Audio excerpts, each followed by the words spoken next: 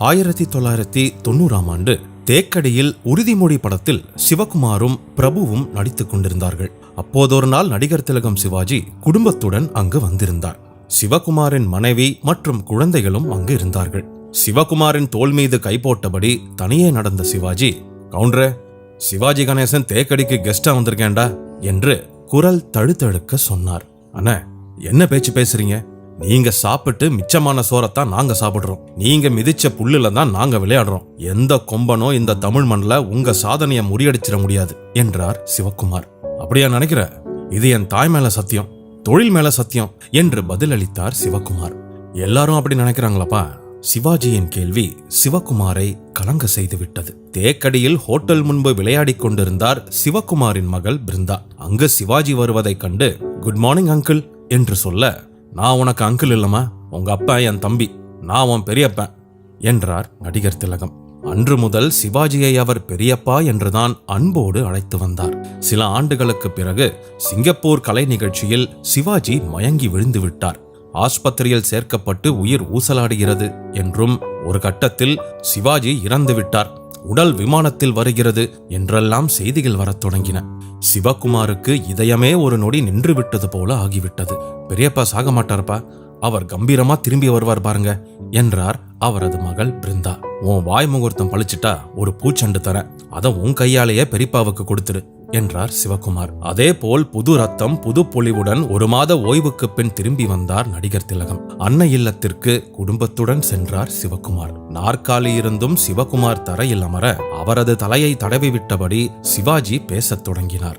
நாமெல்லாம் 300 கால நடிகர்கள்டா சிவா, எல்லாம் முடிஞ்சு போச்சு. நம்மள யார் ஞாபகம் வச்சிருக்கா? ஆனா சிங்கப்பூர்ல பாரு, 5000 பேர் கூடியிருக்காங்க. 20 அடிக்கு 30 அடி திரையில கட்டபொம்மன் காட்சிய போடுறான். 5000 பேரும் விசில் அடிக்கிறான். தங்கப்பதுமை படத்துல ஆரம்பமாவது பெண்ணுக்குள்ள பாட்ட போட்டா அவன் சாமி ஆடுறான். தங்கப்பதக்கம் படம் போட்டா அரங்கமே குலுங்குது. Siva, what a fine moment. உங்க அண்ணன் ஏண்டா அப்பா சாகல? எதுக்குடா உயிரோட வந்த? இப்படி சிவாஜி சொன்னபோது இருவருக்கும் கண்களில் நீர் முட்டி தழும்பியது. 100 வயது வாழணும்னு ஆசை இருந்தா கூட ஒரு கலைஞனுக்கு எப்படி முடிவு வர வேண்டும் என்று அவர் கற்பனை செய்து வைத்திருந்தார். 1981 நடிகர் முத்துராமன் ஊட்டியில் இறந்தபோது அவரது உடலை சிவகுமாரும் திருப்பூர் மணி படக்குழுவும் சென்னைக்கு எடுத்து வந்தார்கள். அதிகாலை 4 மணி முத்துராமன் வீட்டு வாசலில் சிவாஜியும் முன்னாள் டிஜிபி பரமகுருவும் காத்திருந்தார்கள். சிவகுமாரை பார்த்து சிவாஜி, கவுண்டரே, தேவனுக்கு நல்ல சாவுடா. கொஞ்ச நாளா படம் இல்லாம வீட்டிலேயே முடங்கி கிடந்தான். ஷூட்டிங் போன இடத்துல உடற்பயிற்சிக்காக ஓடிக்கிட்டு இருக்கும் போது உயிர் போறது வீர மரணம். உனக்கு தெரியுமா? நம்ம நடிக ஜாதியில ஒருத்தர் விஸ்வநாததாஸ் மேடையில முருகன் வேஷம் கட்டி மயில் மேல வள்ளி தேவானைக்கு நடுவில் உட்கார்ந்து இருக்கும் போது செத்து போயிட்டாரு. எவ்வளவு கொடுத்து வச்ச சாவு! சாவுன்னா அப்படி வரணும் என்றார் நடிகர் திலகம். மனிதர்கள் பிறக்கலாம், இறக்கலாம். ஆனால் தமிழ் உள்ளவரை, தமிழ் சினிமா உள்ளவரை, அந்த ஒரு உலகமகா கலைஞனின் சாதனைகளை யாரும் மறந்துவிட முடியாது. நடிப்பு என் மூச்சு, நடிப்பு என் உயிர், நடிப்பு ஒன்றுதான் எனக்கு தெரிந்த தொழில் என்று சிவாஜி கணேசன் கூறினார். சிவாஜி கணேசன் காலமாவதற்கு சில காலத்திற்கு முன் தன் வாழ்க்கை வரலாற்று நூலுக்காக குடும்ப நண்பர் டாக்டர் TS நாராயணசுவாமி கேட்ட கேள்விகளுக்கு பதிலளித்தார். அப்போது தன்னை பற்றியும் தன் குடும்பம் பற்றியும் பல தகவல்களை மனம் திறந்து கூறினார். இதோ அந்த பொக்கிஷங்கள் உங்களுக்காக. என் வாழ்க்கையில சின்ன வயசுல இருந்து நான் அதிகமா எதையும் எதிர்பார்க்கல.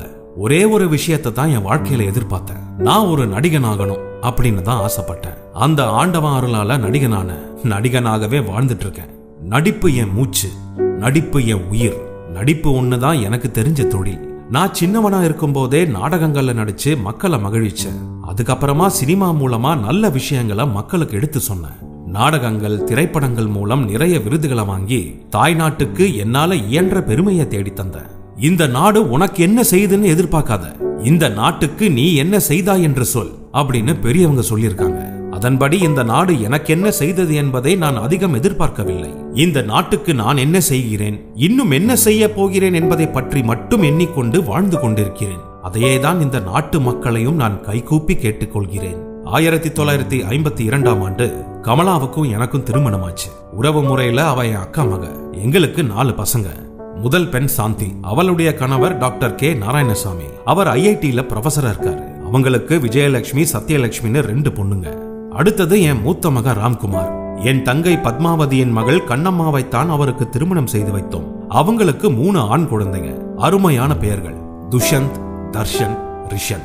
இந்த தர்ஷனும் ரிஷியும் தைரியமா என்கிட்ட வந்து கட்டபொம்மன் வசனம் பேசி காட்டுவாங்க. உரத்த குரல்ல என்ன போலவே நடிச்சு காட்டுறாங்க. ரொம்ப மகிழ்ச்சியா இருக்கு. என் தம்பி சண்முகத்துக்கு அப்புறம் என் மகன் ராம்குமார் தான் சிவாஜி பிலிம்ஸ் வேலைகள் எல்லாம் கவனிச்சிட்டு இருக்காரு. அதுக்கு அடுத்து அவரு நடிகராக இருக்கும் என் இளைய மகன் பிரபு, அவருடைய மனைவி புனிதவதி, அவங்களுக்கு ஒரு பொண்ணும் பையனும் இருக்காங்க, ஐஸ்வர்யா, அப்புறம் விக்ரம். அதுக்கு அடுத்ததான் என் இளைய மகள் தேன்மொழி, அவள் கணவர் டாக்டர் கோவிந்தராஜன். குழந்தைகளுக்கு வைத்தியம் செய்வதில் திறமசாலி. அவரை என் மாப்பிள்ளை நாராயணசாமியின் தம்பி. அவங்களுக்கும் ஆண் பெண் என 2 குழந்தைங்க. என் சகோதரர் சண்முகம் இப்ப இல்ல, அவர் இறந்துட்டாரு. அவருடைய மனைவி அலமேலு, அவங்க என் மனைவியோட தங்கச்சி தான். அவங்களுடைய 2வது பையன் கிரி எங்க கூட தான் இருக்காரு. அவரும் சிவாஜி பிலிம்ஸ் வேலைகள் எல்லாம் பாத்துக்கிட்டு இருக்காரு. தம்பி சண்முகத்தோடைய மூத்த பையன் முரளி, அவர் இப்ப அமெரிக்கால இருக்காரு. அதுக்கப்புறமா என் அண்ணன் தங்கவேலு, இப்ப அவர் உயிரோடு இல்ல. என்னுடைய தங்கை பத்மாவதி, அவருடைய கணவர் வேணுகோபால், இவங்க 2 பேரு தான் சாந்தி தியேட்டரை பல வருஷங்களா நிர்வாகம் பண்ணிட்டு இருக்காங்க. அவங்களுக்கும் பெண் பிள்ளை, பேரன், பேத்தின்னு எல்லாருமே இருக்காங்க. மனைவி, மகன்கள், மகள்கள், மருமகன், ஏராளமான பேரன் பேத்திகள்னு இப்போ என் முழு நேரத்தையும் அவங்களுக்காக செலவழிச்சிட்டு இருக்கேன். எனக்கு உலகம் முழுவதும் நண்பர்கள் இருக்காங்க. நான் ஒரு பெரிய குடும்பஸ்தன். முன்பெல்லாம் பெரும்பாலும் ஷூட்டிங், டிராமா அப்படி இப்படின்னு இருந்துட்டேன். இப்போ ஓய்வு காலத்துல என்னுடைய வீட்டு மக்களோட சந்தோஷமா இருக்கேன். நேரம் கிடைக்கும் போது நண்பர்களோட பேசி நல்ல விஷயங்களை பகிர்ந்து கொள்றேன். நிறைய புத்தகங்கள் படிக்கிறேன். சில சமயங்கள்ல டிவி பாக்குறேன். இதுக்கு இடையில மரியாதை நிமித்தமா சில பேர் வந்து படங்களை நடிக்க கூப்பிடுறாங்க. அப்படி 1-2 படங்களை நடிச்சிட்டு இருக்கேன். சிவாஜி இப்படி சொல்லி முடித்ததும் நடிகர் சங்கத்தை பற்றி கேள்வி எழுந்தது. நடிகர்களுக்காக தனிப்பட்ட முறையில நீங்க ஏதாவது செஞ்சிருக்கீங்களா? தனிப்பட்ட முறையில நான் எதுவும் செஞ்சிட்டேன்னு சொல்ல முடியாது. என்ன பொறுத்த வரைக்கும் நடிகர்களுக்காக நடிகர் சங்கம் ஒன்ன உருவாக்குறதுக்கு என்னால முடிஞ்சதை செஞ்சேன்.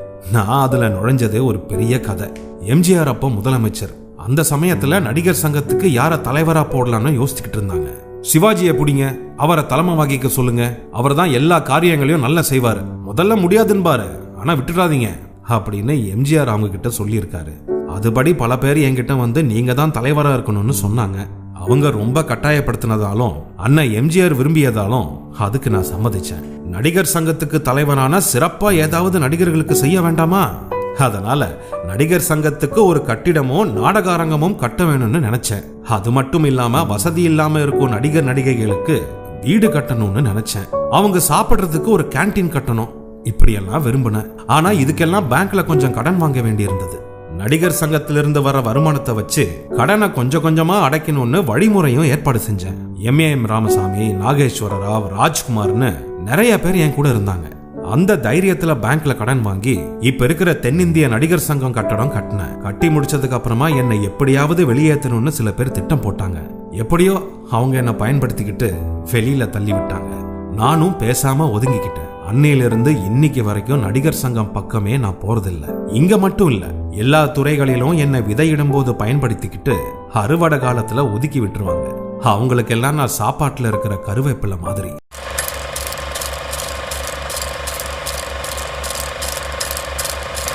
நல்ல சினிமா நேயர்களுக்கு வணக்கம். நீங்க எங்களுக்கு தொடர்ந்து கொடுத்துட்டு வர ஆதரவுக்கு நெஞ்சார்ந்த நன்றிகளை தெரிவித்துக் கொள்கிறோம். ஒரு சின்ன வேண்டுகோள், நல்ல சினிமா சேனலை இதுவரைக்கும் சப்ஸ்கிரைப் பண்ணாதவங்க கீழே இருக்கிற சப்ஸ்கிரைப் பட்டனை பிரஸ் பண்ணி உடனே சப்ஸ்கிரைப் பண்ணிடுங்க. அதோட அந்த பெல் ஐக்கனையும் கிளிக் பண்ணிடுங்க. நாங்க வெளியிடுற வீடியோஸ் எல்லாம் உடனுக்குடன் உங்களுக்கு தெரிய வர அது ஹெல்ப்ஃபுல்லா இருக்கும். நன்றி.